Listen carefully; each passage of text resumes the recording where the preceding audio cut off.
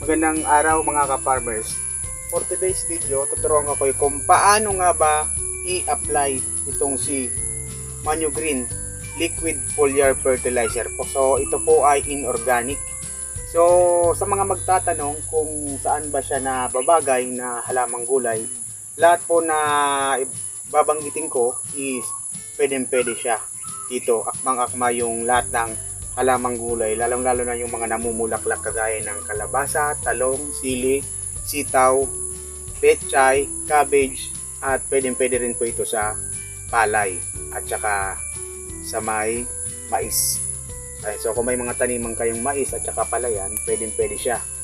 So nandito po na nakapaloob sa kanya yung yan, guaranteed analysis. So meron siyang nitrogen 6%, then phosphorus 2%. Meron din po siyang taglay na potassium is 2%.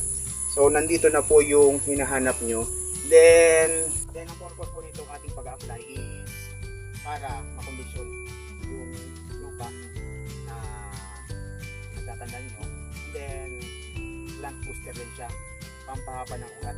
Nandito na yung pampabigat ng timbang, pamparami ng bunga, at the same time dumadami din po yung mga bulaklak ng inyong mga halamang gulay na tinanim ninyo. So maraming bulaklak, maraming bunga, then mas malaki yung income.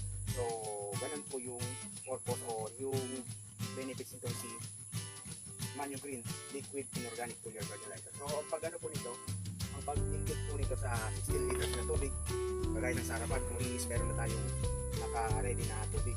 Ang tumbas ng 16 liters na tubig is pwede tayong maglagay ng 2 takip nitong si Manogreen.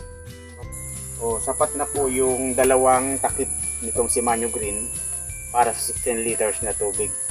Then mag-apply na tayo. Samahan nyo ako mag-spray ngayong araw. So mas mainam po mag-spray kaysa tuwing hapon 4 to 6 PM habang nakabukas pa yung stomata ng inyong mga tanim na halamang gulay. And then sa umaga naman 5 to 9 AM.